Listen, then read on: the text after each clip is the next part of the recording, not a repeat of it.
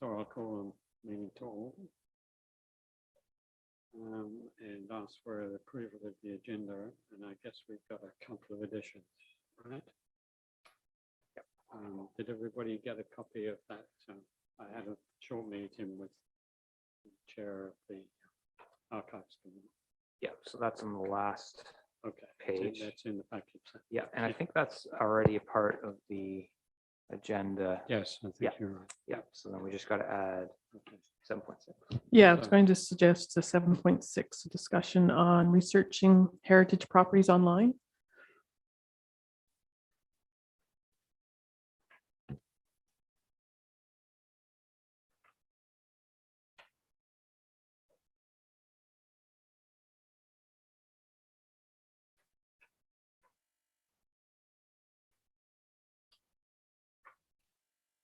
Okay, so who's going to move the agenda be accepted? I'll move for approval. Okay, Robert, thank you. And second, Laura, all in favor? Carried. Any declarations of pecuniary interest?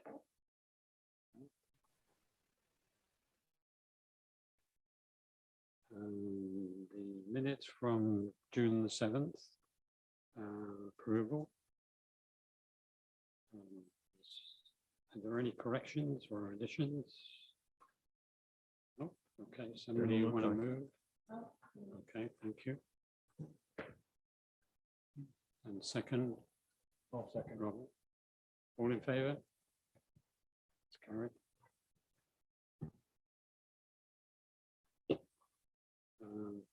Are we awaiting the delegation? The delegations got moved to September. Oh, okay. Yeah.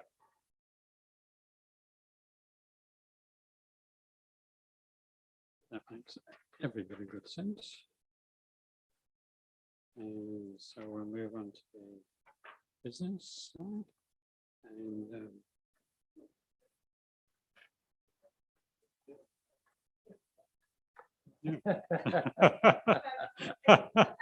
good, somebody is on the ball here, right?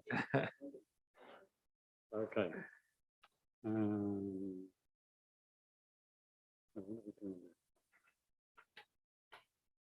now? Right, so reports and business. So the first one up is Government Dock Park Enhancement. I think Paul was discussing that one with Deputy Mayor, was it? Or If Paul has anything to add to it, he certainly can. I was actually at a meeting down there with the Presskill Property Owners Station as well, just a few weeks ago, and they were talking about what they want to do, but I think it came through the Director of Parks and Rec as well. But Paul, did you have info on this? maybe not. Maybe it was just here. Let me see what I got here. To the chair, sorry, I'm having a hard time with the connection. It crashed on me, and I just drive over and attend if that would work better. Sure. Okay, I'll be there shortly. Okay. He's having some connectivity issues, so he's just going to come on over. Yeah. Okay. But I have some correspondence, I think, from you guys, so I'll just read through it, see where we're at with that.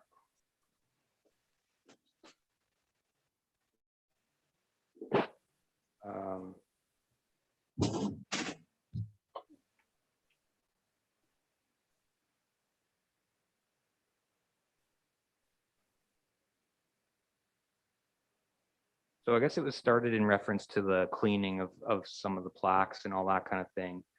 And then this idea for storyboards along the side of the park to tell the history of the area at the Government Dock Park. Yes, that's a proposal, right, by one of the members of the Residents Association. I've had a discussion with her on that, both as a resident, and I guess I should declare a conflict of interest if we go back, because I am a resident. So I guess with stretch of point, I could be gaining something from improving, that property. It's a very casual kind of link. So I mean, I don't think it amounts to a money interest or anything, but I'm declaring an interest in the result of that, not just from the committee point of view, but from the fact that I am a resident. Right. Yeah, beyond that, I've had a short discussion with the main proposer of looking into this. She just happens to live directly opposite the park, and she's a little bit concerned about how the park looks from an arriving visitor point of view. And I just note for the committee's information that that little park is exceedingly busy at the moment. Like, we're finding a lot of people that can't get into the park. So what do? They drive along Bayshore to see what's on there. And there's a couple of spots where they can park and have access to the lake. And one of them is that little park. I'm not exactly sure in my own mind what, and I think there's certainly a concern about it looking a little bit more, since it is a municipal property, looking a little bit more cared for. You know, there's kind of a little bit of a dog's breakfast of signage there, where you've got signs with bits stuck on them and other bits stuck on them, mainly to do with COVID. And to be honest with you, it's not terribly offensive to my eye, but I guess in the view of some of the residents, it looks a bit of a dog's breakfast. And there was another concern there. They hadn't reinstalled the seasonal washroom there, and that's been taken care of. But there's also a feeling that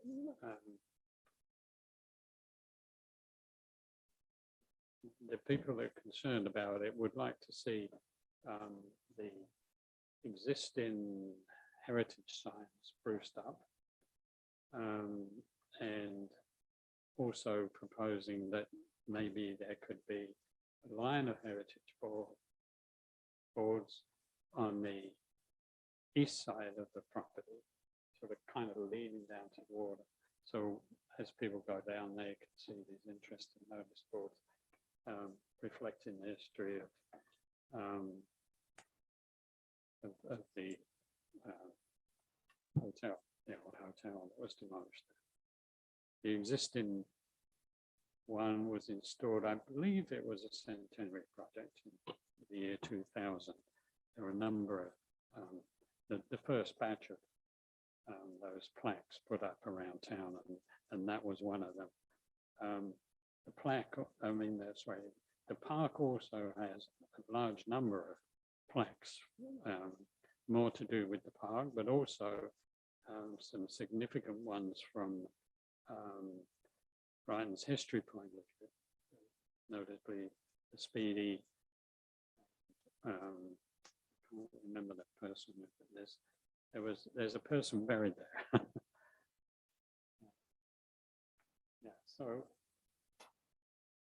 I'm not sure I can add much more to it. I'd like to hear the rest of the committee's points of view.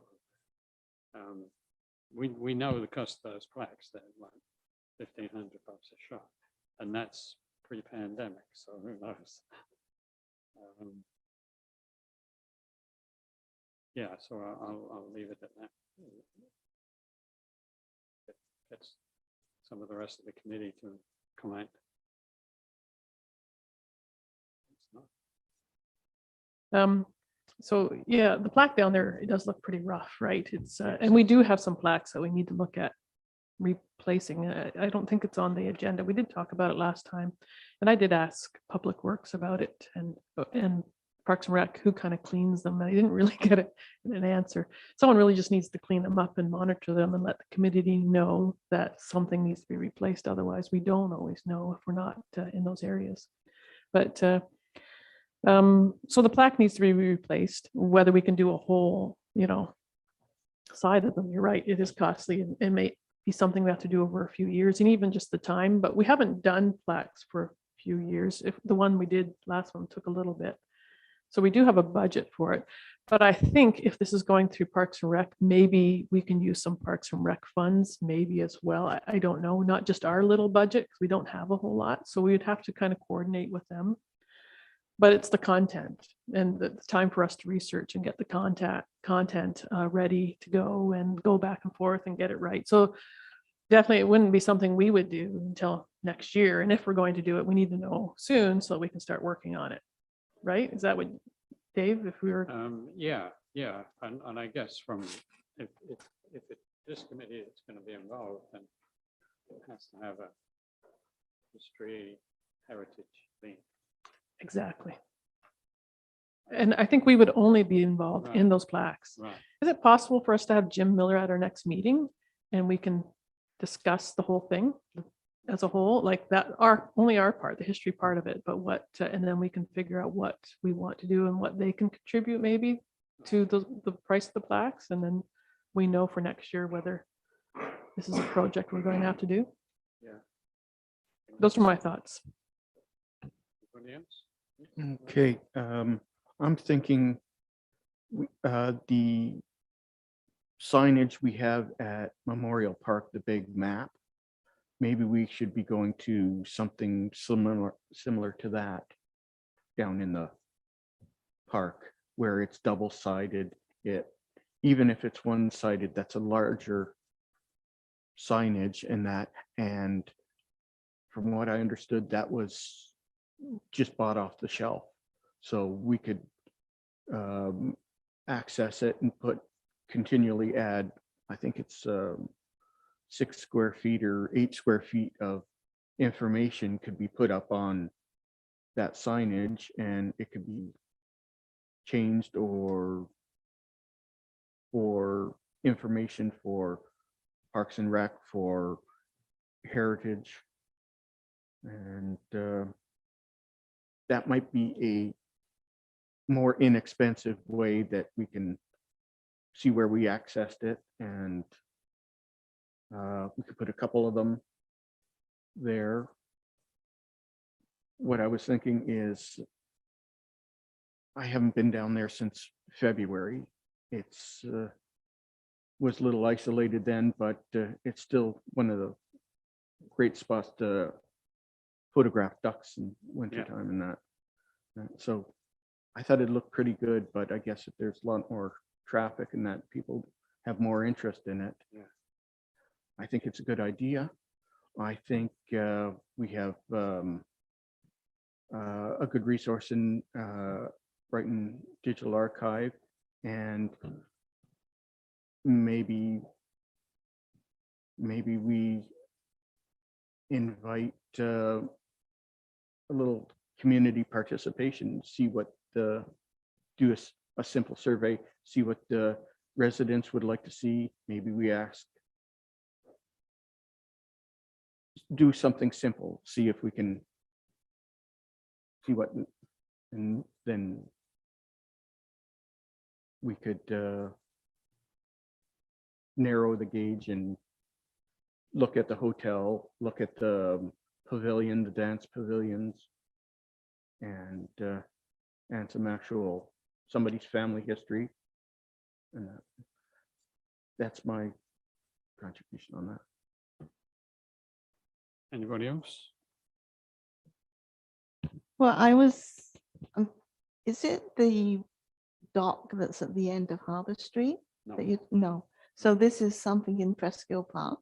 that you're Well, talking? it's not actually in the park. It's, you know, you drive into the park Yeah, and then you turn off into the park section, but the road goes on, continues Oh, on and hugs okay. the lake. yeah, Okay. Well, if you go up around there. there's a lot of people live there, you know, once you Yeah, get down there, it's Yeah, I've almost been like a in little there a couple village. of in the end. times. Yeah, private. Okay. Yeah, So then you would have noticed that partway along, there's an open straight out to the water. There's a oh, little park out there. park it and there's a Um, docking feature. And the sign that's being discussed, Hmm. the existing one that's a little deteriorated, is aged. It is right there. Yeah, And then. you know, okay, I've there's a- not there's a- noticed there's that before. A dock down there. Yeah, And actually, the municipality rents that out to, boats can actually spend a couple of nights there, or in one case, Oh. somebody wanted to do it for a whole season because it was inexpensive. But I don't think they allow that. no. Um, You know where I was thinking it was is, you know, at the end of Harbour Street, there's a launch area there. Yeah. Then there's a walkway, a nice long walkway right Yeah. through the marsh into Presskill. And that you could have feature plaques there as well, but I was in the wrong place. Yeah, But that's fine. well, there is a plan for further up the road there, isn't there? There's conservation land there that the municipality has title to, or part title to, or something. It's to do with the gravel pit north of town. Yeah, it's a bit, you know where the treatment will go. Just further along that road. There's a big chunk of land there, so that's another spot that, you know, people might start wanting to see access to, and signage, and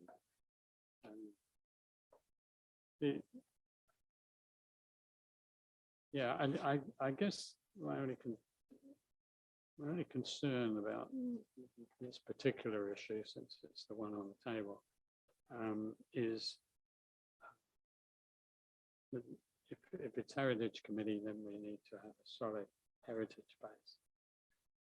The existing sign that's there is focused, if I'm remembering correctly, it's focused on the old hotel that used to be there. People used to come across from Rochester on their boats and moor there. And we used to have high old time in a dance hall there. It was quite the thing in its day. So it kind of celebrates that era. And the existing sign, it's very similar composition to the ones that we've been putting up. And it's just basically, it's a bit scratched up and a bit chop-worn, I guess you'd say. Some benefit could probably be derived, especially if we consulted with the people that make these things. Some benefit could be derived by doing some kind of cleaning operation, or maybe a polishing to remove scratches. But beyond that, I mean, at some point, it's those things are either going to fade into oblivion, or they're going to have to be renewed every 3 years. And then I haven't looked at the ones in Memorial Park and around there, the older ones, because that was the same vintage. I haven't looked at them in a while, but they seem to be bearing up okay, as far as I recall. So anyway, I guess we're kind of got as far as we can with getting the issue on the table. I'm not sure where we go from there. I had just a note about the upkeep of them, and that I had a good discussion with Jim last week, and he is of the opinion that they all just need to be replaced. Like he saw it as like they would have to be like recoated completely in his eyes.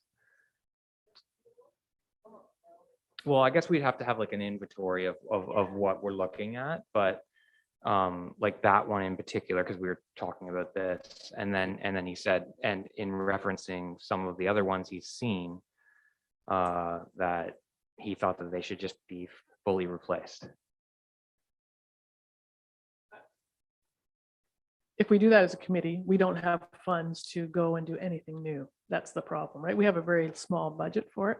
I don't even know, I've been doing them since I've been on council. So I have the original artwork on my computer. It's not the way it's supposed to work, but it's just the way it was done because no one else could do it. So, but I don't know who has the other original. You know what I mean? I don't want to have to reinvent these, some of them, because they're good, right? And maybe we need to get an inventory of them and have a more fulsome discussion on what to do with them.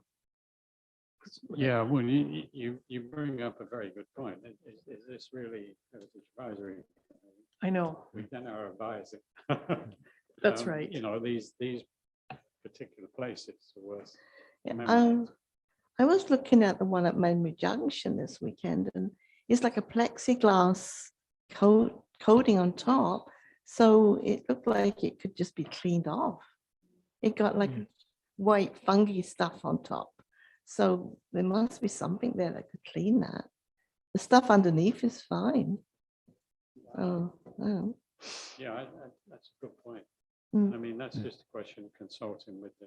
Just finding the with right the products to suppliers. use. I don't know what you would use on that sort of surface. We have 3 or 4 auto detailers in town now that have opened up small businesses Oh. that wrap and redetail expensive automobiles. Perhaps we could rely on a local resource and see if they've got polishing compounds, because they're basically going to be dealing with a polymer compound to polish up, and maybe we can save ourselves or save years of trying to replace them. I figure most of them, even Memory Junction one, really needs a good polishing, and I think it's good for years. Sorry, through the chair, I do have the invoice from, I guess, the company that did the Canadian Canner's plaque. So I don't know that that would be the same one we would have used previously, but I could definitely just call them and get their opinion on that. You know, maybe they even provide services for. I think they're the These guys are ones for- of record that we've been using, They're from even Canada. though we've got quotes from 2 others. That's the ones we've been using all along. They're from Quebec. Yeah. Okay. That when I saw Quebec, I thought, oh, that seems kind of odd to me, but There's very few people in it. And in fact, the one, I believe I'm right in saying, the one that brought this whole discussion up, one on in the Parquet, was all those and several others, if not many others, were created. And I think it was a centennial, like we went from 1900s to 2000. And do you remember that? No, okay. I think it was really that. And a bunch of the what happened is there was no heritage advisory committee at that point, and a bunch of the people like the Legion and the volunteer groups in town all got their heads together and said, what shall we do for the centennial? And this was one of the projects that came up, and it's probably 20 of them around town somewhere. Sorry, is it the millennial or centennial? Millennial 2000? The millennium. Okay, Yes, all right, it's because going from- 67, I was a little younger then. Yeah. Yeah. No, that's right. No, it must have been the millennium. Okay. I think though, Dave, like you said, our job, we're the Heritage Committee, we advise and we can give the content and even get them created, but really the aftercare, that really can't be up to this committee. right, you know, the municipality, they are on municipal property, or for the most part, they are, and the municipality should actually find a way to care for them, because we don't have the budget, we don't have, right, we're here trying to do a whole lot of other things, so I don't think we can maintain them once they're installed, really. Absolutely, I agree. Yeah. Paul, do you think this is something you'd put under the planning budget maybe for next year then, or something like that, or? I could put it somewhere in the budget. Probably I would work with Preston, and normally he has the sign budget. These are a little bit different. They're not street related signs, but I can work with Jim and Preston to see where best to put some budget line for the care of the millennial project signs.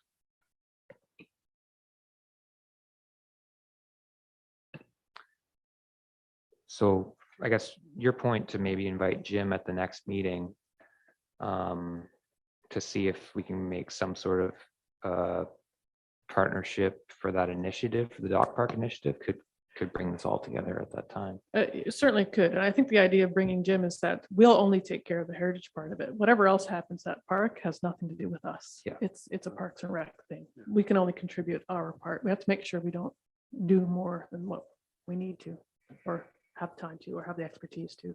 Yeah, Right. we shouldn't be undertaking anything. No, so it's only the heritage Staff part of things. responsibility. Yeah. That's for sure. Okay. So what's the final? We can pass a resolution? I think at this point we can table it to the next meeting, right? We don't really have a decision to make yet. No, but Or- for example, we could have pass a motion to refer the whole matter of maintenance of Oh. heritage signs to the appropriate Mhm. municipal department. Sure, I can make that motion. Okay, No, second. second, all in favor? Carried.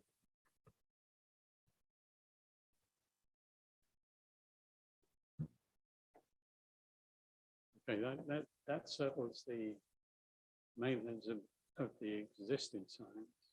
I'm not absolutely sure it takes care of the concern of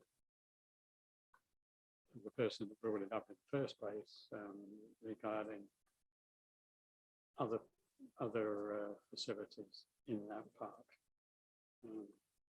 But obviously, I'm thinking as I'm saying, obviously it's been reversed to them, Parks and Rec, so we will stand by to provide any assistance that's needed as far as designs for additional plaques or whatever. That sound fair, reasonable? Okay. That's because of the cleaning. There's like a spray know, I cleaning know. thing now. It sticks to everything. I think I'm gonna get difficulty getting out of this chair.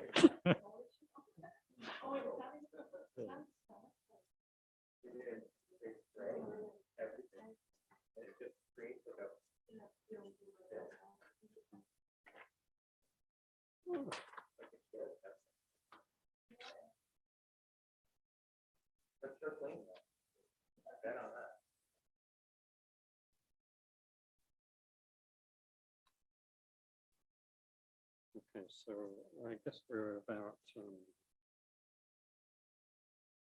6. Or the- or the 6, sorry, 6.1. Was it? Yeah, I think you're. Sorry about that. Okay, so we just dealt with 7.1. 7.2. Heritage Conservation District, Charette.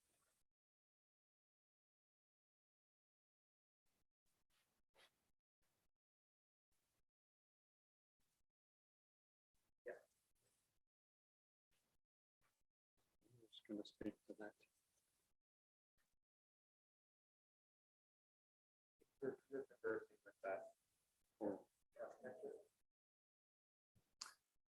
through the chair to committee, the idea of having a heritage conservation district was, to my understanding, first mentioned through the mature neighborhood study and became a recommendation out of that. So there is some general references to that in the updated official plan. And so the question is, I think we're still at the feasibility stage of that question. And so to my experience, it is fairly involved administering a heritage conservation district. It would probably involve the whole of the core area plus some. And it would involve a heritage permitting system for even non-listed, non-designated properties, so that there is a sympathy or compatibility with the heritage values of the district. So I suggested that the architect from EAR, or no, sorry, formerly EAR, but now started their own firm, Branch Architecture, Lindsay Reed out of Picton, a husband and wife architectural team there, that perhaps she come and speak to the committee and maybe do a bit of a walkabout. And I don't know if the walkabout involves committee members maybe being in attendance as well or not. We can ask her that, but she's going to do some first legwork and make some recommendations on a heritage conservation district. I thought that would be a very good start. She's got some good experience in Toronto working with heritage legislation for the ERA rather architecture, which is a very prominent architecture firm. I think they specialize in heritage conservation even. And she was doing that before moving into this area, and has been at the OMB, now LPAT tribunal, defending heritage conservation policies and standards. So she's quite knowledgeable on it, in addition to her architectural discipline. So about leading up to the fall budget, if there is an interest in, and if there's a feasibility, as may be recommended to us or not, and having a conservation district, then this would be a good time to do that. So Lindsay said she'd be available in September. And you see that she had a bit of an invoice there, and I've signed off on it. So she's committed now. Oh, okay. Yeah. Does the committee have to take any action on this, or do you want to signify our approval of moving in this direction? From a previous council's committee, we had also interest in maybe expanding to smaller communities like Smithfield, Gosport, Codrington, and that, and maybe that should also be a reference point for her to look at the historic buildings in those communities, Hilton and Barland also. But yeah, I think. Yeah, through the chair, I think I did have some informal emails, but that would be nice, maybe a nice resolution of the committee to provide that further direction. Okay, that's. Are you putting forward a motion of it? I'm not sure how to. The committee wishes to signify its approval of this approach. I think, I yeah, think, yeah. maybe some motion wording might be that to receive the branch architecture proposed conservation district Charette, and to that the vendor or proponent or the representative of branch architecture be directed to further investigate the significance of a conservation district in the areas of Smithfield, Hilton, Codrington, Gosport, and other areas as the committee may so advise. guess you could refer to those hamlets. I did ask her also about doing a cultural landscape assessment because of the water heritage of Brighton, a lot of history there. And so there might be some landscape or cultural heritage as well as a built heritage. So there might be, a farm complex or post, early industrial complex that is related to the landscape more so than the buildings themselves being significant. So I did put that bug in her ear as well.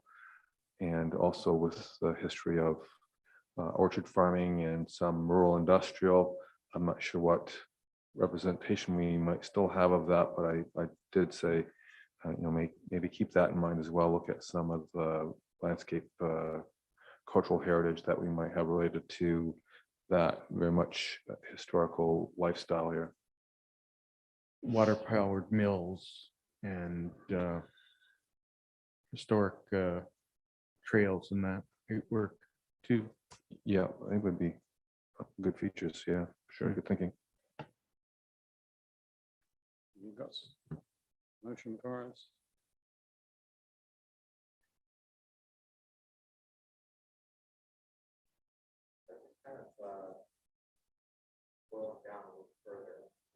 If you guys are okay with this, but I can add to it if you'd like, that the committee receive and support Branch Architecture's Heritage Conservation District Charette proposal.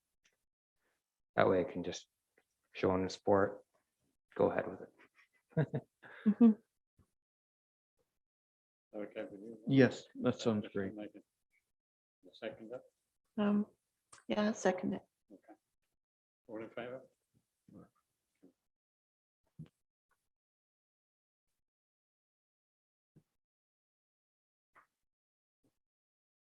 So 7.3, the Richardson Street plaque.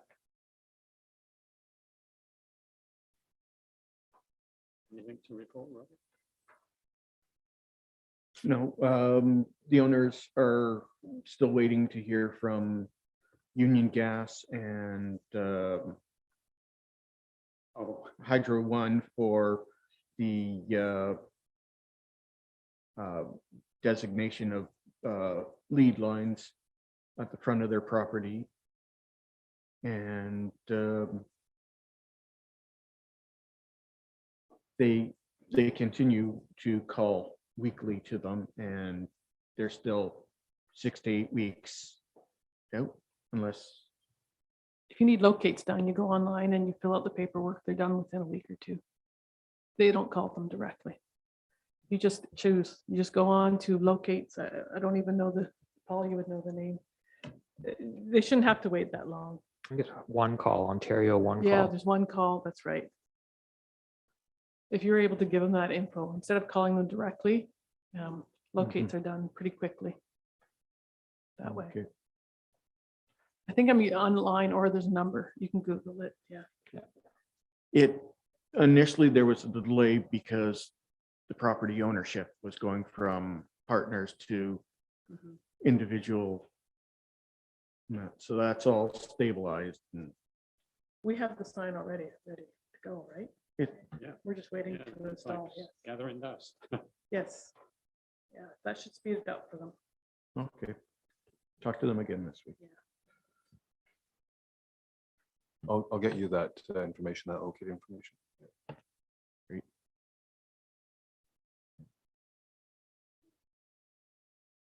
What you need.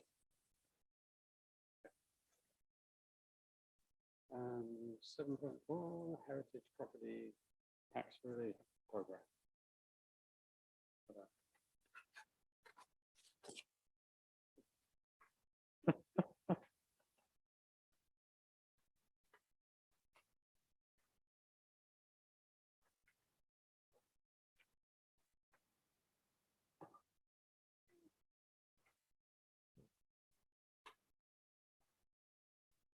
I can just start this off just by saying that I reviewed, there's some correspondence between Nancy and the chair, going back to some investigation of programming from, it looked like 2012 was the the Excel spreadsheet, was the date on the Excel spreadsheet. So I didn't include that just in case any of that information was out of date. I didn't want to be like, you know, speaking for other municipalities, what they may or may not be doing in the report. But so I just went to that website that was, I think Nancy provided, just printed off. This is just the information from Heritage, Sport, Tourism, Culture Ministry about what we're permitted to do as far as tax relief for heritage properties. And I thought that that could just start the conversation from there.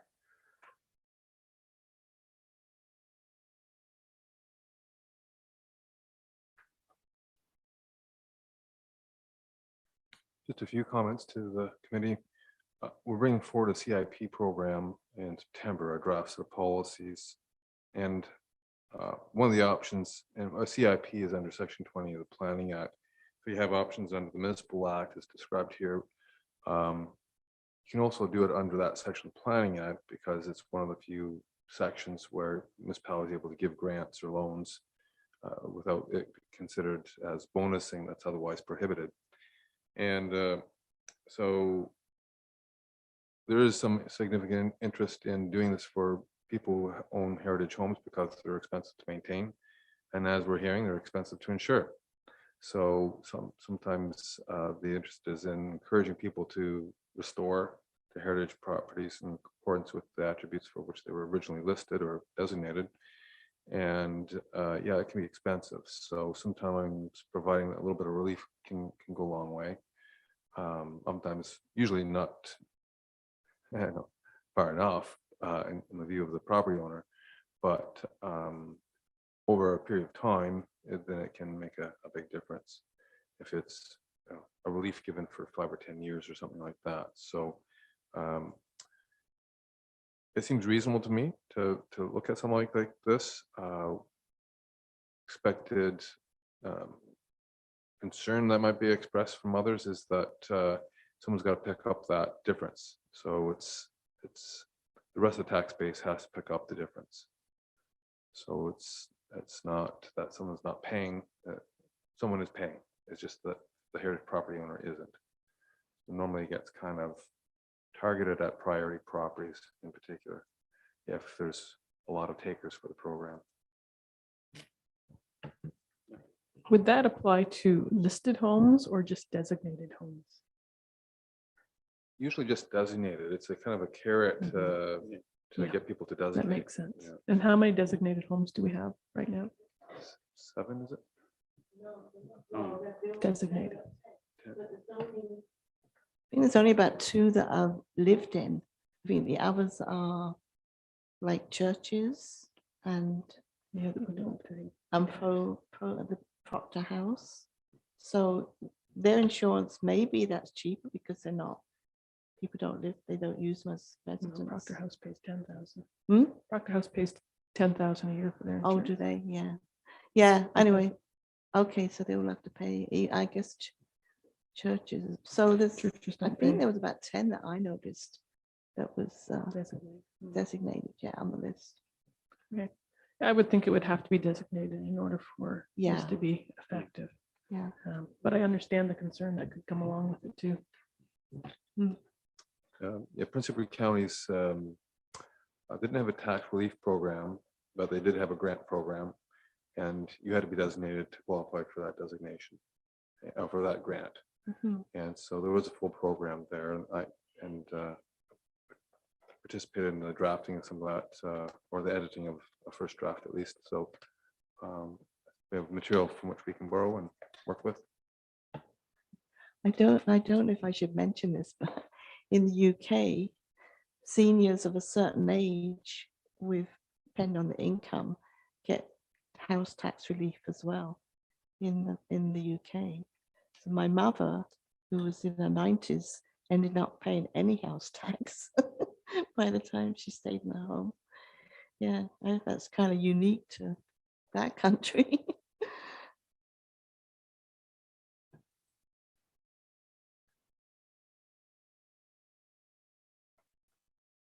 So where do we go from here?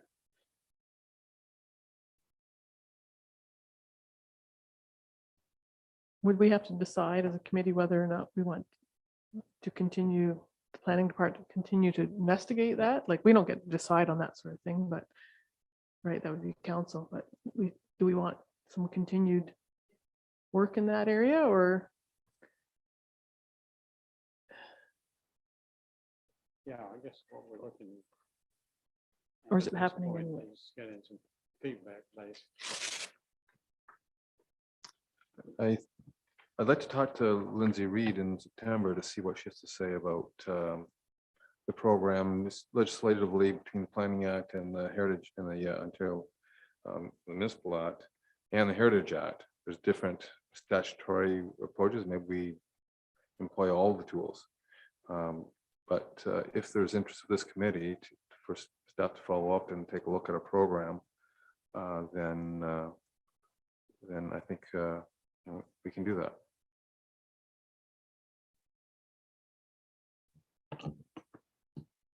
So yeah, you could make a motion to recommend council direct staff to investigate this further. Or you could wait till more information comes before that recommendation. I think maybe a motion recommending that there be a budget line item for tax relief for designated heritage properties that be presented in the first draft budget. If members are comfortable with that. I don't know what numbers would be involved. There would be upper maximum threshold numbers to work with so that there is a ceiling on what gets spent, but might be a good trial first year to see how much interest there is. If we have how many designated properties? 10 properties, and have a good sense of what their property maintenance is like on the building, and if we can attract a few more properties become designated through the program, then that would be a good win. Yep. We have some promotional tools now when committee members knock on doors and saying, hey, would you like to be designated? Well, yeah, I haven't got the list with me, but I know we've got many more houses listed than we have actually designated. So this may help to shift some of the listed people into the designated area. Even if we got one or two, it'd be worthwhile.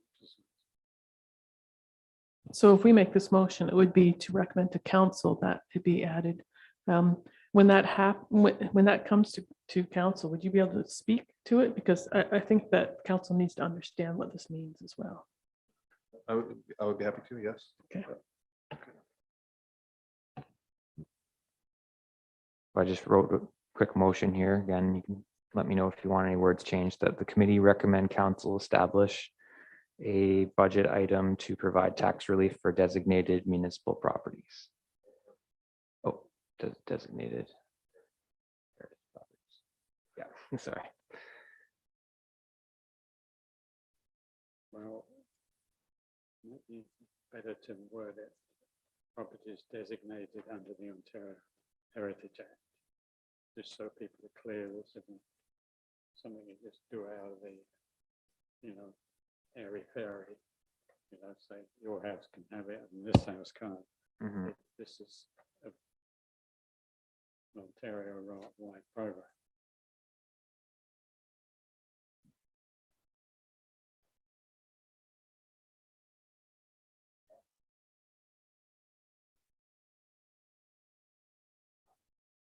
Updated in 2011. So I only have 7 actually listed. Yeah, I thought maybe we did. Okay. Nancy would know. Nancy would know better than anyone. Well, Well- certainly the houses that are designated are hardcore believers. The owners are hardcore believers. Yeah, Conservation. there's been a lot on Facebook that's Is it? stirred up a lot of not good things about this problem with the insurance. Mhm. Probably first, couldn't Hmm? Uh, Okay, so there's a motion. Yeah, move in a second. Okay. All in favor? Carried.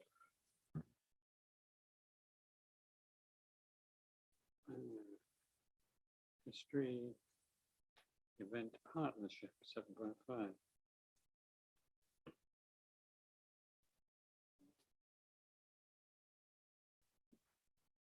I'm not quite sure that what that's about. That is your discussion with Beth. Okay, well, okay.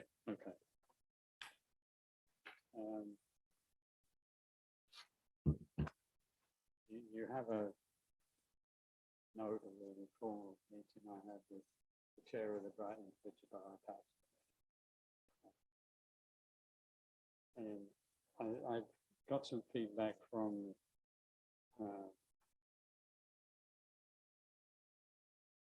somewhere, I think it was from the committee, that the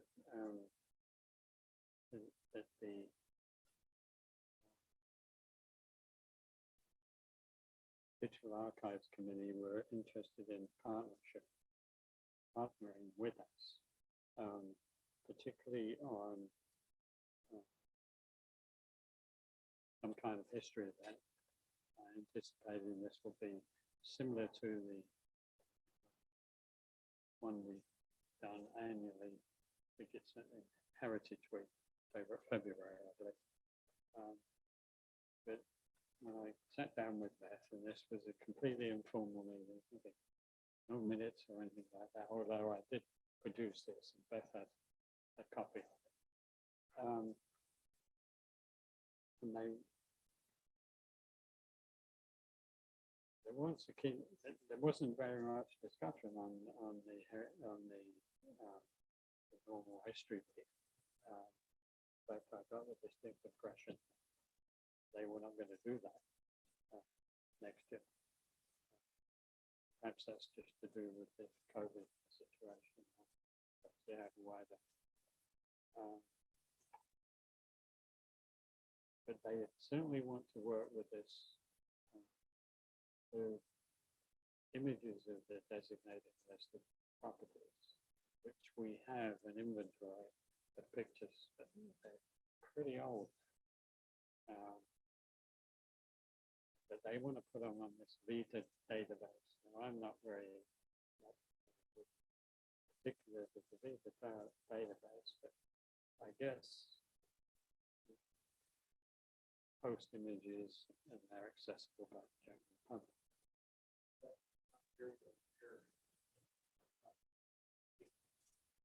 Is it? I don't know.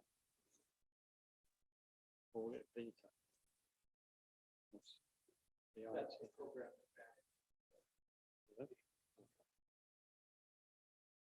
And they would also like to include in this database images of the numerous history plaques that we were just discussing, actually.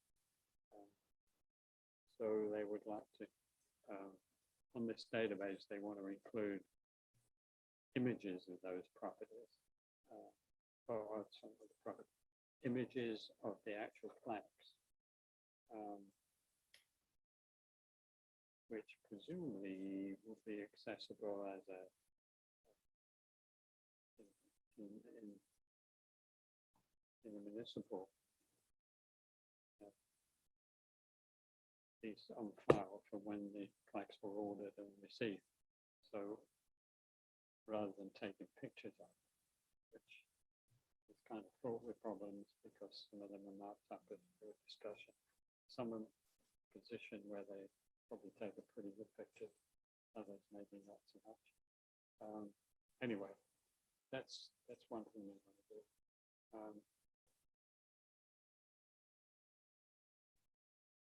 They would like to get that information out of municipal parks. They would also like to provide access to that and Heritage Advisory Committee information on their first Facebook page.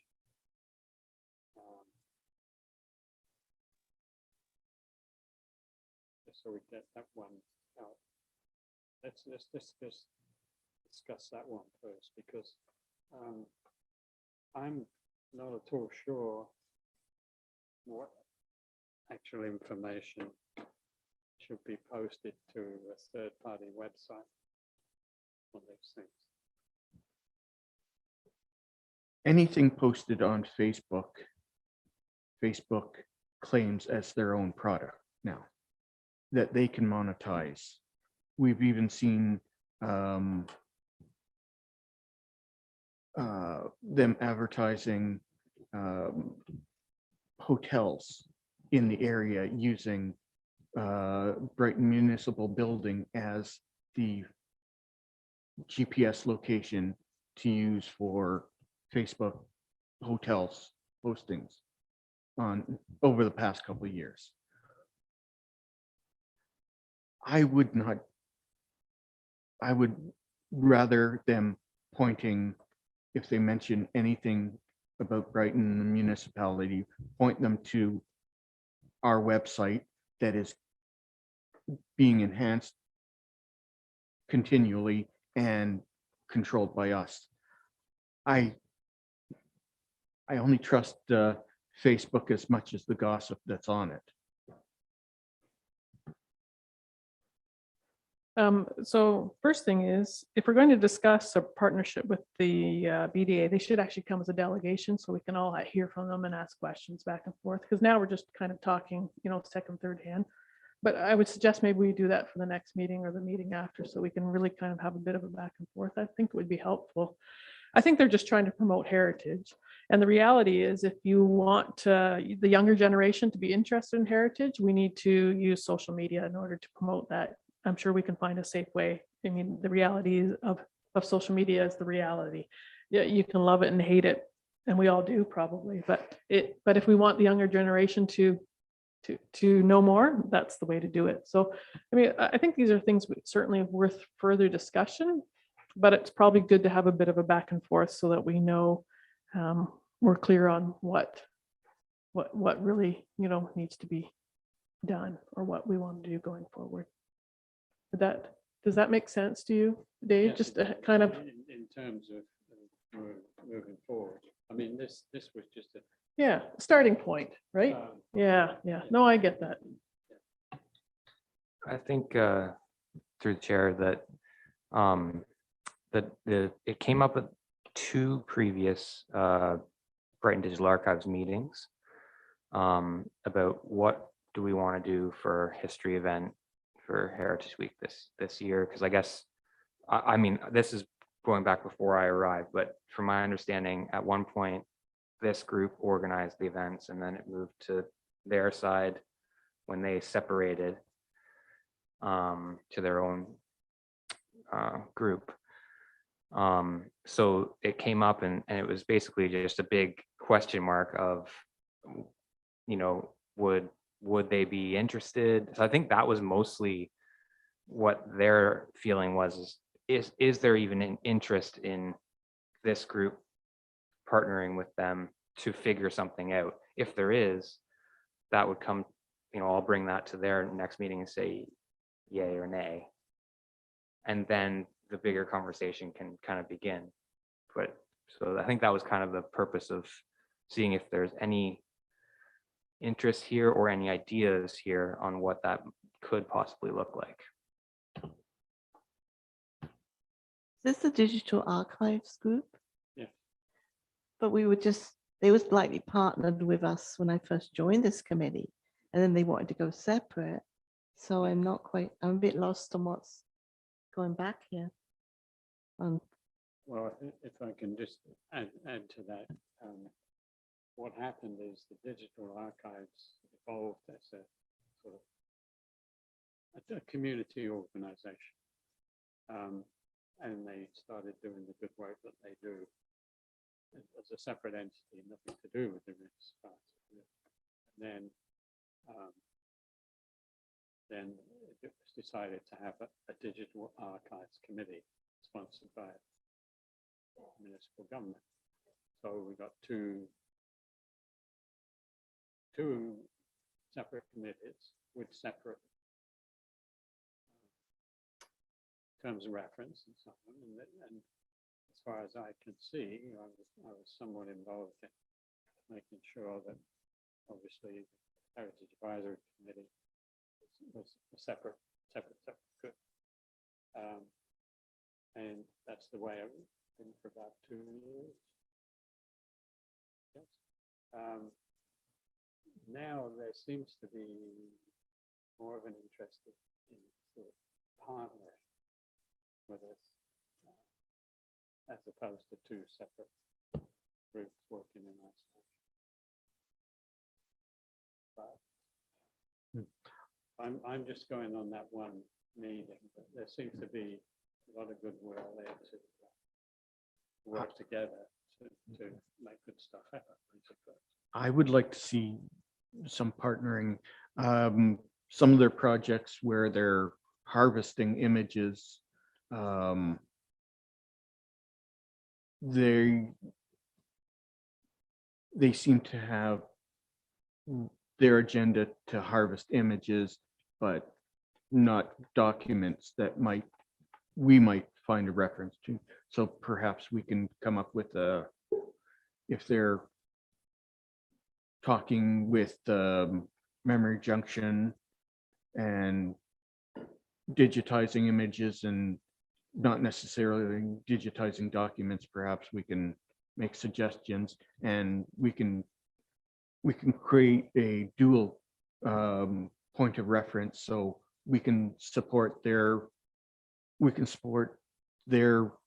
work with heritage information, and they can support any future work we might need, where we need access to images that's already stored on that, and we can support each other. And there are different reference points like Heritage Month or Culture Days, which is coming up in October. Well, maybe there's a reference point where we could work together, and we work with our strengths rather than compete. I think it's a positive, but we should really have a face-to-face conversation, have a delegation here, and maybe. So you're suggesting that we invite their committee to join us, have a joint meeting or something, and just pass forward it. Or we can ping pong back and forth like this between meetings for the next 6 months. So I proposing, excuse me, yeah. Mhm. you're proposing the joint meeting at some point. Is that correct? Well, yes, or a couple representatives from there, and we have a couple of representatives to their committee. I don't think we compete anyway. I think on Heritage Week and Heritage Day in February, everyone worked together. I don't see that there was too much competing there. It was very successful.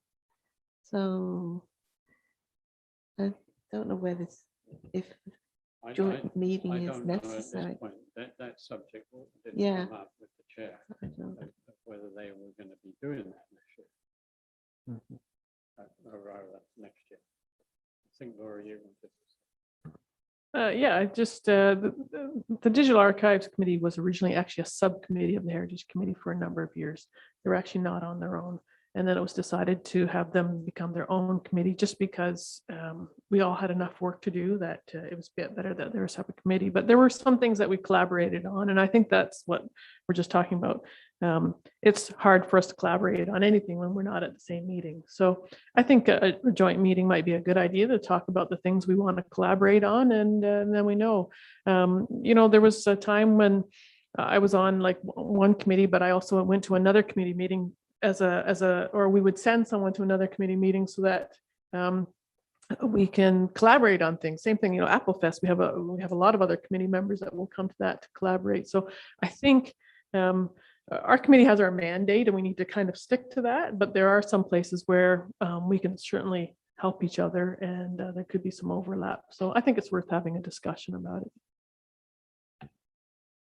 Okay. I think that's probably a good idea.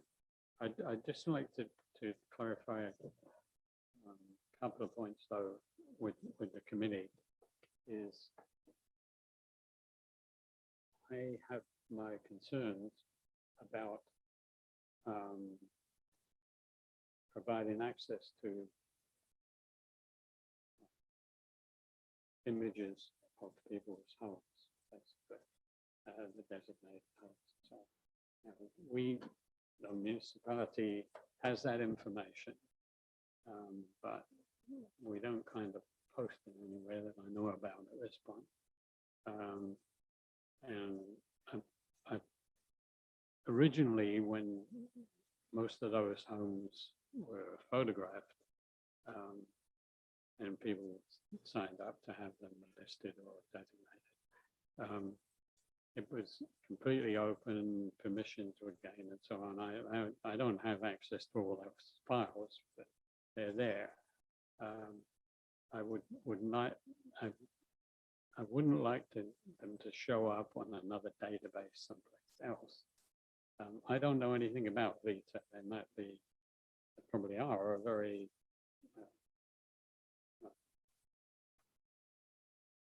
you know, a very, very reliable organization and not out to any funny business. But I certainly have my concerns about publishing those images on Facebook without specific permission from the owners. Now, if the Digital Archives Committee wants to make a approach various property owners and say, may we take a picture of property and put it up on data database, that's fine with me. It doesn't really matter. You know, it's not a concern for my, I don't think it's a concern for the committee if that happens. But I do think it's a concern.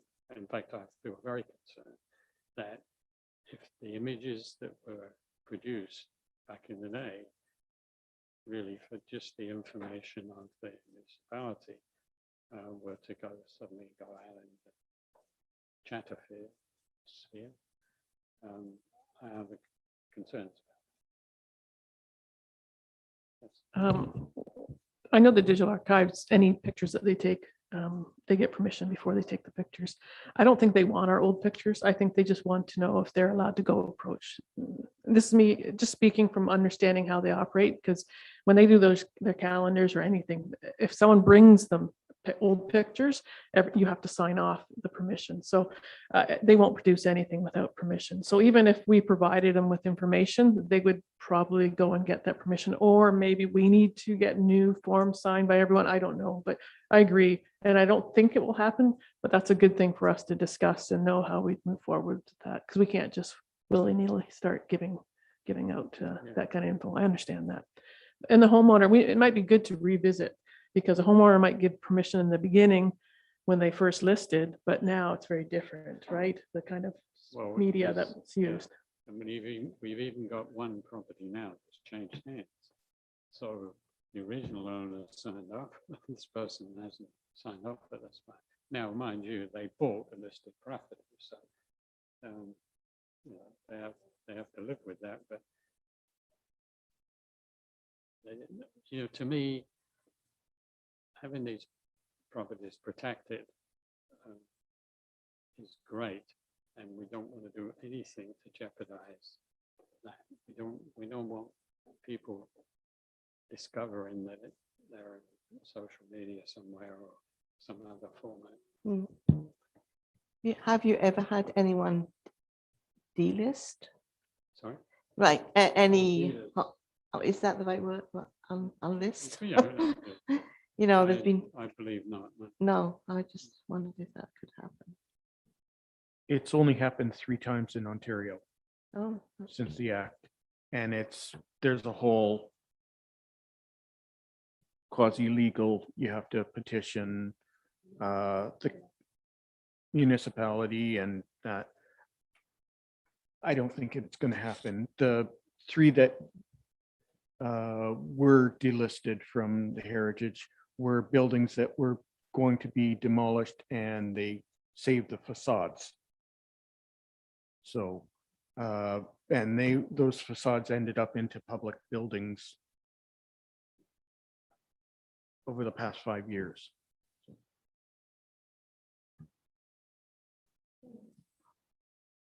So yes, I think you're right. We do need a face-to-face meeting or a combined meeting sometime. To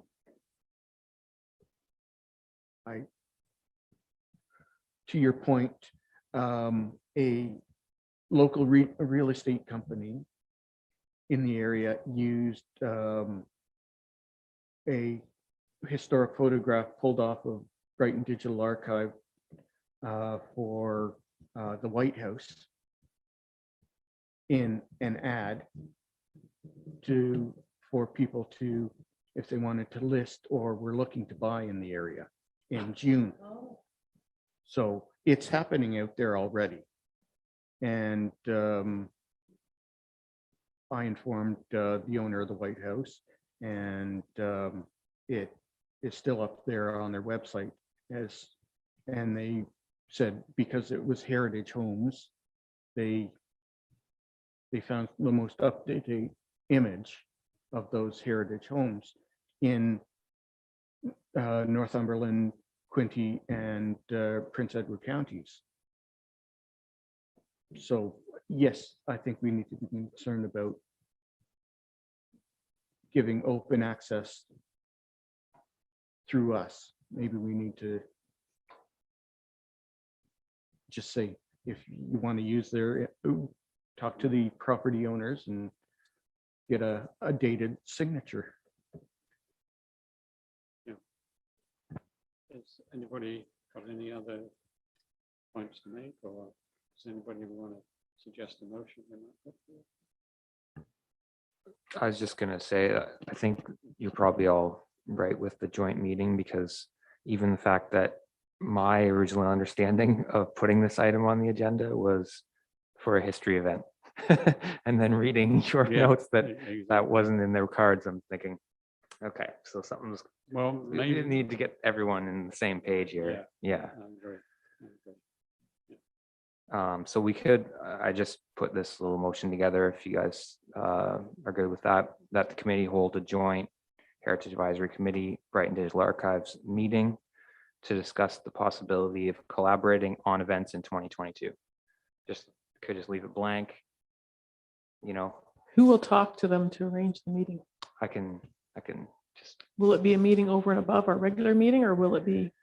that's the problem too, right? But I think it would Are we have to allowed to be, fit it in? I think it would have to be It would have to be a separate. separate meeting. Yes, I agree. Yeah. Mhm. 100%. Yeah, and it almost doesn't even need to be a, live streamed extravaganza meeting. It's more of like a working group type thing where is something going to happen here, right? Good way of working. Okay. Yeah. So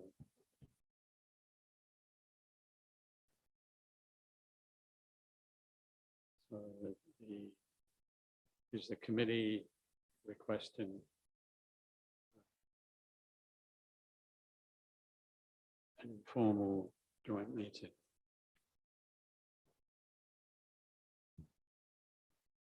to discuss the whole subject of improved community?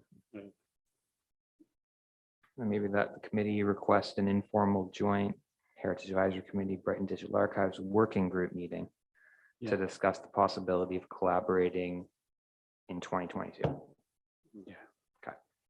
Does everybody agree with that? Yeah. Mover? That was did you use word informal? I did.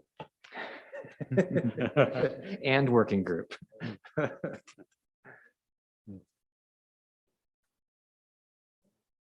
So mover? Who's moving it? Okay. I'll Okay. move. Seconder? You got it? Yep. All in favor? Carried. You did that.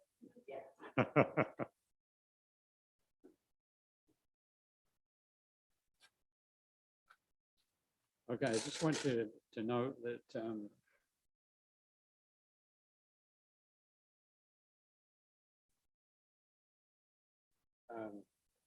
Digital Archives are considering celebrating whatever goes for Applefest this year. And they're inviting us to partner with them if they do get around to doing that. And they're not, as I know, not talking about History Month in February. So you might want to keep in mind, well, I think I'd like to get a motion that whether we'd be, as a committee, supporting a Coke or whatever Applefest turns out to be, cooperating with the Digital Archives to put on it. Yes? Applefest is meeting next week. We have technically canceled Applefest so already. Yeah. We do hope to do maybe a very small event, but it's going to be very simple. And I don't know that we're going to have committees and groups out with displays or anything like that. I think if anything, it'll be just a bit of a, maybe I shouldn't say anything before the meeting. It would be a very simple event. So I don't know that there will be opportunity, but we can certainly, before we make a motion, maybe we should wait and see. We'll see what the committee decides. And if there are local groups, we will kind of reach out and say, hey, do you want to do something? But because Applefest historically draws 5,000 to 10,000, there's just no way we can even attempt to do what we've done in the past. So whatever we do has to be quite different. And just a very small community event. Yeah. To that point,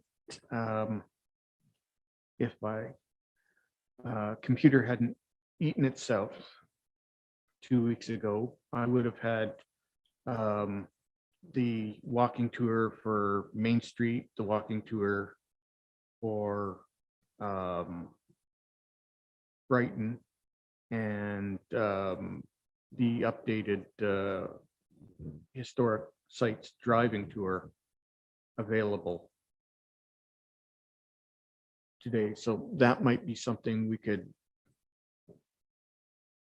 get some free press or that and have that as something to distribute for Applefest or for get people thinking about the heritage.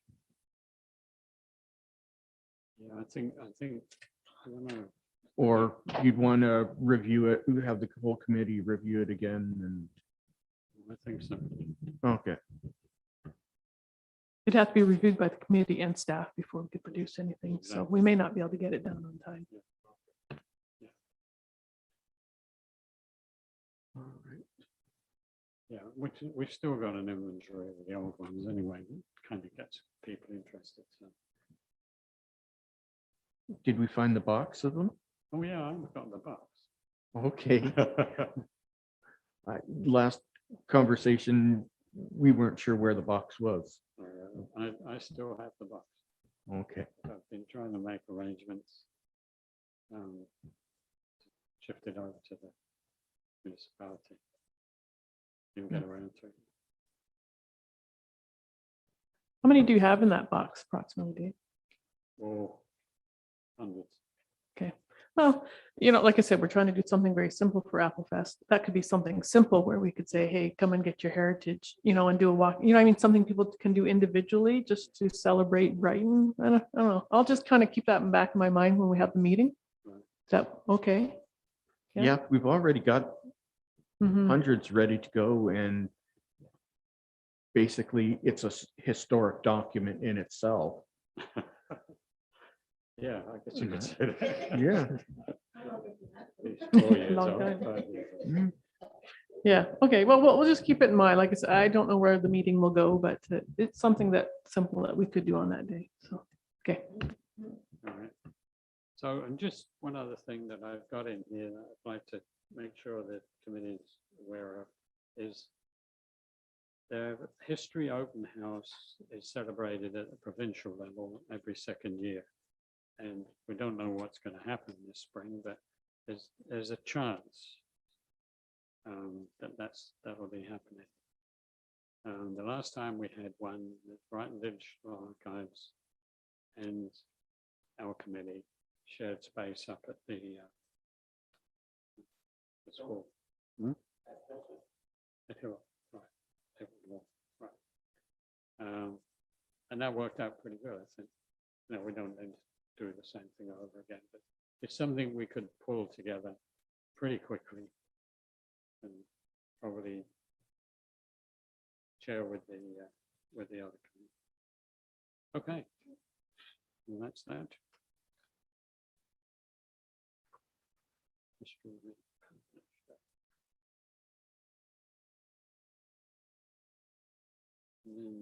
We added another 7.6 researching properties online. Okay. I have a very short memory and it's just expired. How did we write that down? Does anybody know what that's about? It was correspondence from Nancy earlier.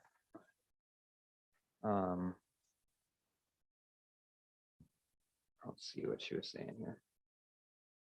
Yeah, I think what it was to do with was encouragement of using some impact data to identify potential heritage significant properties. So I've worked with impact data a fair amount in the past, and they have a year built of construction date on all properties, all buildings, and sometimes multiple years of construction based on additions that have been put to it. So I simply asked our GIS fellow, Rafik, to do a sorting of all the year construction dates. And it ranges from 1762 through to current. So the idea was to produce a map with about 25 or 30-year increments, starting about 1800, or somewhere around there. I forget what date I suggested. And we'd have these cohorts of dates of construction, and that might help the committee identify priority areas and a diversity of representation as well, if you to span a range of time up to the year. Just maybe I could use some direction from the committee on this, but I know pre-World War II was kind of one of the rules of thumb used for scoping of heritage properties, but there's also significant properties based on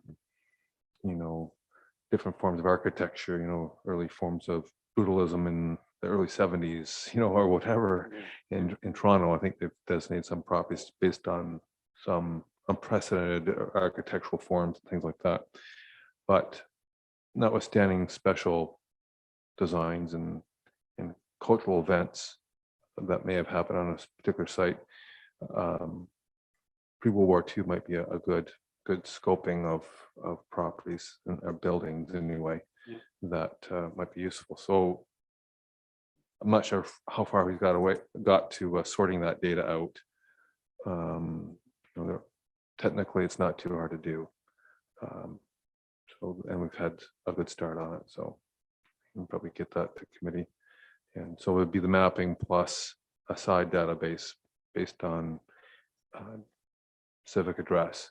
So it's very easy to go about taking a look at the specific properties and specific buildings, notwithstanding errors that will be in impact data, which is about 5% error. That's great. Very useful.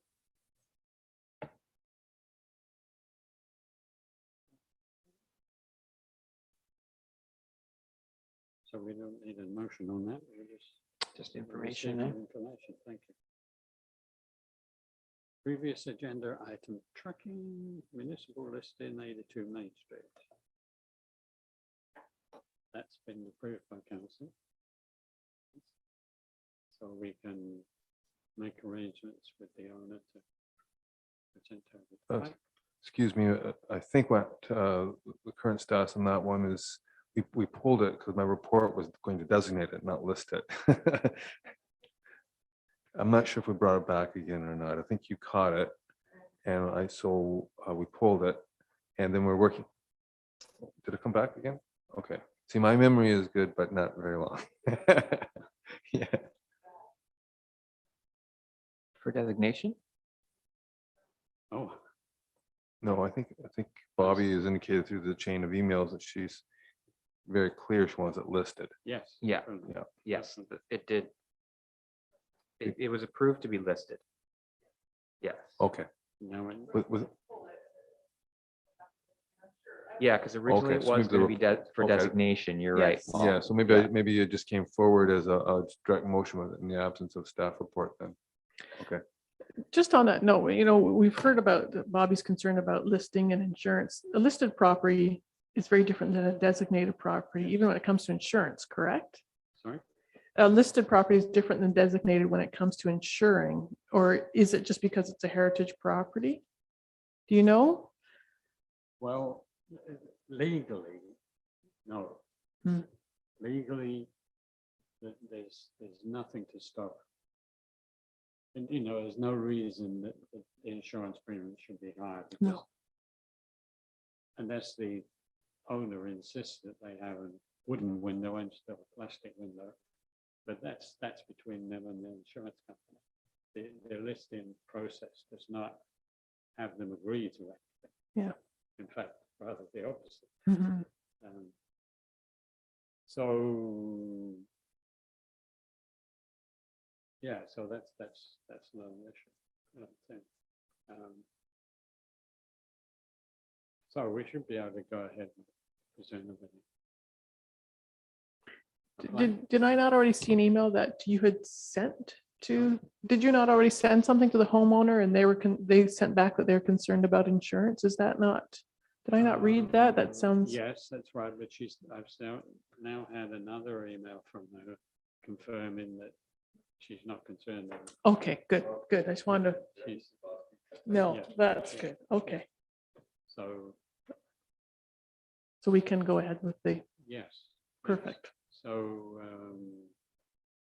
when you're available, Deputy Mayor. Sure. Yeah. Yeah, Just- so, just- well, you and I can get together, speak to the owner, Mhm. run your day. Okay, sounds good. You can get the Yep. press to put a picture in the paper. Yes. Okay. Just for my own clarity, then, the landowner at 82 Main Street has changed their mind to have something designated, not just listed. Okay. Okay. And we have a little plaque that just says it's a plastic property. It's not specific to that. So it involves very little cost.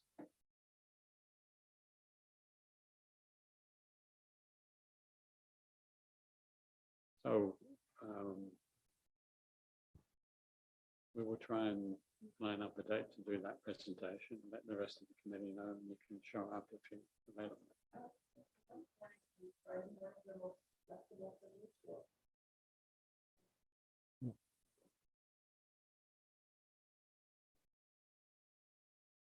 Completely really at my own devices, so. I'll keep your roll call. One at a time, and I'll do that. With the plaque. Oh, and let the rest of the committee. Okay. That's excellent. Okay. That takes care of 8.1. 8.2, Chamber of Commerce map update. Anybody know what that's all about? I just had that as a running item from last couple meetings. Just Yeah, I haven't seen anything. It's, last I heard, there was a limited run that was just going to Chamber of Commerce members, and then later it's going to be distributed publicly. And I haven't even seen a PDF of the map and the information we had suggested they could use from our previous walking maps. Well, There seems to be a couple transitions at the Chamber of Commerce, and they seem to be working out well for them. So we'll probably see that sometime this fall. And so as far as you know, they've got the information. they they've need. got the information. They've gone to press, and I haven't heard from them since early June. As far as you know, they're not going to use the images from the municipal listed. No, I suggested they, I was told by Sherry Hamilton that they were going to use a local artist who was going to sketch That From- makes more sense. historic photographs. That's a good idea. Okay. Artist's impression. Yeah. Okay, thanks. So no action needed by the committee. Heritage and History webpage. I'm not sure what that's all about. That's another ongoing one that's been discussed at last couple meetings, just content for the web page, Heritage History webpage, whether or not we want to add more content or specific to the properties, like maybe pictures of plaques or that kind of idea, and information about designated properties or not, but that sort of conversation. So there is actually a Heritage and History webpage. There is existing, yeah, but it's hasn't been updated in quite some time. Other than adding, I think, a little blurb about the Bright Digital Archives. I think that's the only thing that's been changed on that page in a while. What it's listed is, there's not even a pull-down menu for the listed and designated buildings. It's just an underlined button. I think Hilton Hall has its own pull-down menu. And what was and Proctor House and Proctor House Museum has their own pull-down menu, which takes them to their own page. I'm thinking with a conversation, if we have Jim Miller here, who is responsible for Hilton Hall, perhaps we can change that and use that spot as the Heritage Advisory, and we could at that point add images of the plaques that we have around the community. Because at the moment, the information on there is inaccurate for Hilton Hall. Its contact information is Catherine Stutt and Dan Buchanan and a couple others. I think Dorothy Fletcher.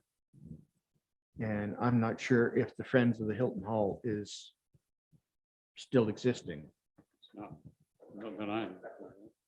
So, We're just pulling up the Oh, page good here, so you idea. can kind of just actually talk Oh. about what we're talking about here. Oh. Yeah, so this is, I believe, what it's been like for a few years now. probably under two. Oh, really? Okay. What happens if you click on Groton's register? That brings up the PDF of all the listed and designated.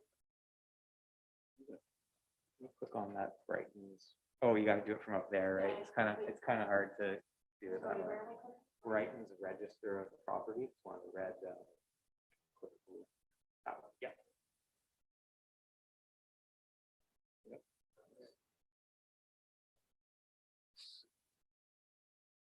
So I think it was discussed one of the recent meetings to maybe, because this is, the information is there already, but we could probably present it in a much more pleasant way than just a table that gets pulled up when you click on a link, right? So the question is, how far do you want to go with that? And then we can sort of figure out what we can do. You get right back into this, how much information you want that property owners want to see on the municipal website. Yeah.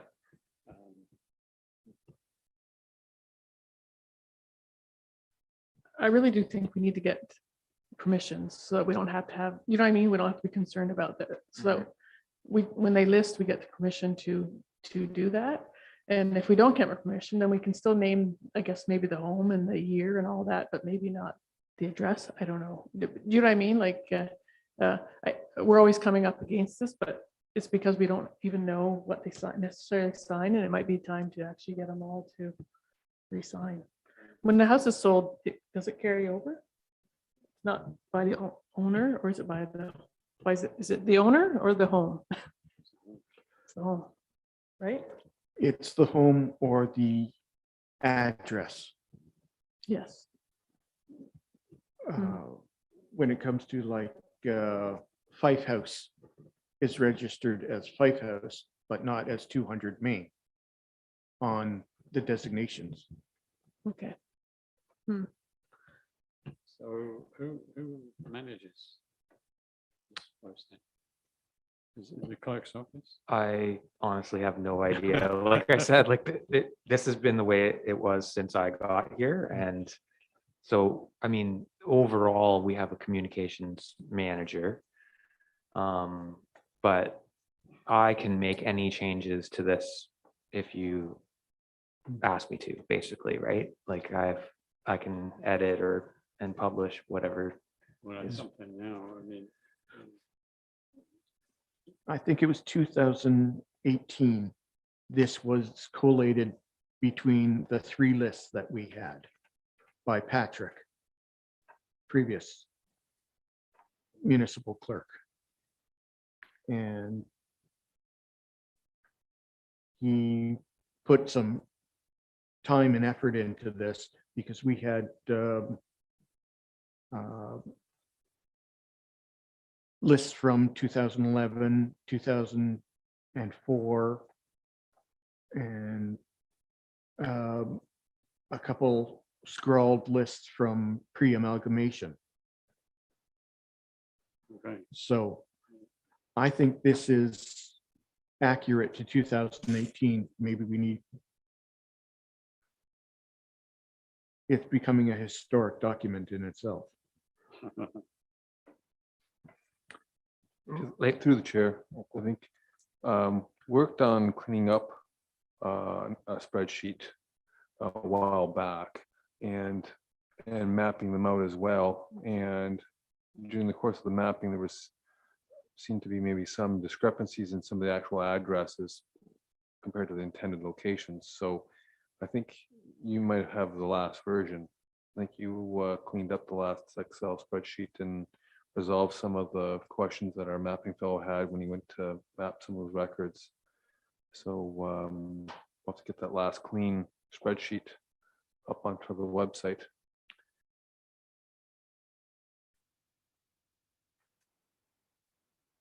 Well, okay, it's what it is. Yeah.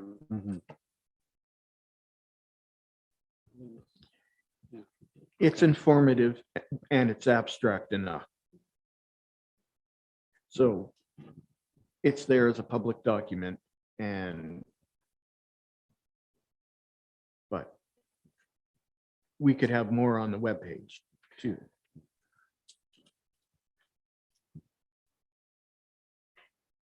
Well, I think that's maybe something we should think about in the future. What exactly kind of present you want on the municipal website. Just following the Ontario or Brighton, Ontario residents on Facebook. There's a lot of conversations about people wanting to know about their properties. and that, and I continuously come in, talk to the library's heritage shelves and take a look at Brighton Digital Archive. And people are appreciating that, but maybe we need a little more presence. Maybe we need how to look at MPAC for that information, because the owners of the property can do that, can research their own information. And that we can walk them through it, but not necessarily tell them that it has to be public information. Well, But this is, maybe that's overstepping what we need to be doing yeah, as a heritage committee. Okay. well, correct me if I'm wrong, but this is really the planning department's area, isn't it? Or- Historically, it seems to be. My predecessor, Steve Ashton, was actually a heritage planner, I think, in Whitby before he came to Brighton, and he took up this mantle while he was here in Brighton. That's the only indication I have historically. No pun intended. I'm just concerned that the committee doesn't become responsible for keeping this up to date, because it's not really our job. Agreed, And- Mr. and- Chairman. and you know, speaking personally, I don't want that responsibility of my pay grade. You know, to my way of thinking, we work with the planning department, have input, and then that's the end of our involvement. Right, it is called a municipal registrar for a reason, and Yes. it's supported by council bylaws. Yeah. So, you know, staff have a responsibility to make sure the records are kept up to date and orderly and presented and can be retrieved in a convenient fashion. So on that note, we know we have a new property listed. They would be added to this, right? And so if we were going to change what this looks like, it would be up to your department to change it or to have it presented a certain way. I'm sure as this committee, we can make suggestions or requests that maybe we would like something different on the website, but it is each department who would be in charge of actually updating the website, yeah. not the committee. Yeah. Right. Right, yeah, and Yeah. I think planning staff working with the Heritage Act and things like that, and doing the reports to council, et cetera, and then we in turn, in terms of keeping records up to date, would work with Tom, and Yeah. for website, we work with communications, which is Ben, so it is kind of a team effort there. So putting 82 Main Street on the list is your responsibility. Yeah. Oh. To that note, there are people who are interested in heritage and knowing more about their home. So I think it would be great if our we as a committee or the planning part asks the communication person, Ben, to maybe do a little bit more on heritage and some details like, you know, obviously I'm talking about social media again, because that seems to be, it's not where everyone goes, but if we're trying to reach maybe newer people who coming to Brighton, that's where they're going to find out more info, and even the younger generation as well. So maybe there's something we can work on to, you know, that can go out every once in a while, so that people can have a bit of an idea of where they can find out more about heritage. Yeah. Right. You know, to your comment about people asking about it on social media. So obviously there's a bit of an interest, and it would be for us to make sure that information is out there for people. Yeah, but we do it through the planning department. Right? No, we don't give out copies of this.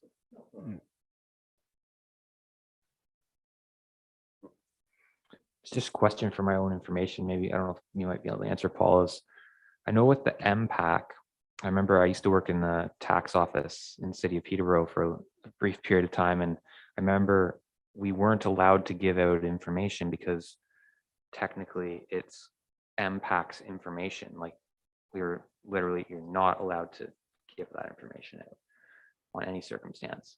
I wonder if the Ontario Heritage Trust, if this is a similar situation where, like, Because those designated properties would be listed on Ontario Heritage Trust, right? I wonder if it's a similar type of arrangement, or if we're allowed to really just put that up there.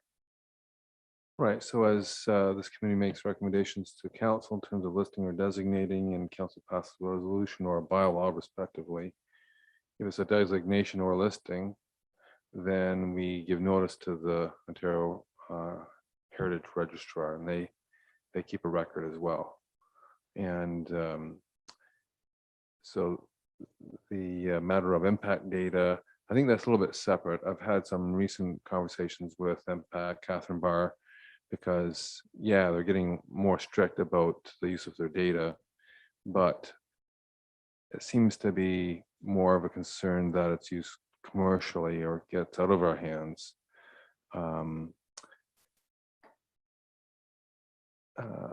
I'm just thinking of another project this conversation was based on. There didn't seem to be a real urgency or concern that staff couldn't use that data for specific projects.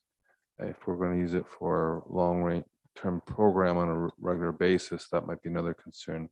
For example, when we give Planning Act notices, it's right in the regs that we use their information. So if we keep in that spirit of what we're doing on planning projects, then we're okay. But if we're using it all the time and just going straight using their data and disseminating for other reasons, then that becomes an issue. But if we're using it more or less in-house, sounds to me that are okay. I don't know, we do have a license agreement somewhere. That's the only reason why we're able to download it. And I have to consult with Rafik to see exactly what that says. But yeah, they can get it really strict. And if we did get any problems, then we can get a municipal commercial license as well.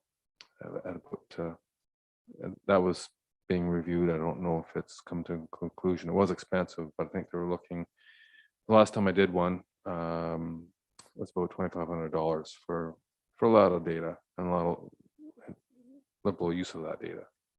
Yeah.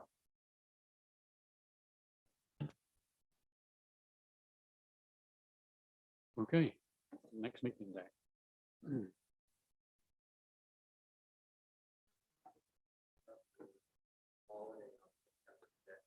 So it won't be that day. But we'd be looking at either the 7th or the 13th, depending on preference.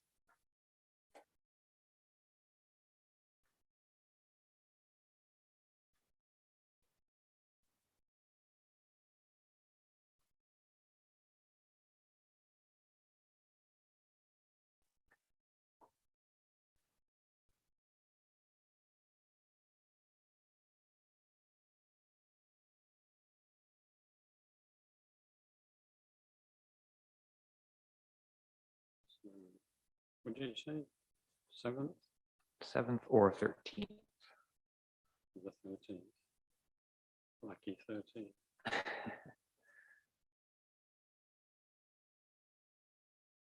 What's the preference? Yeah. Okay. 13th.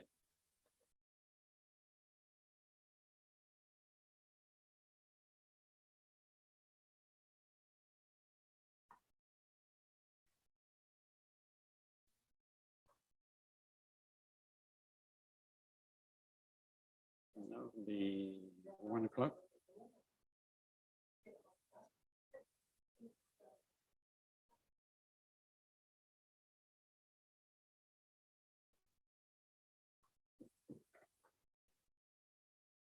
Right. Motion to adjourn. Susan, all in favor? Okay. Thank you all.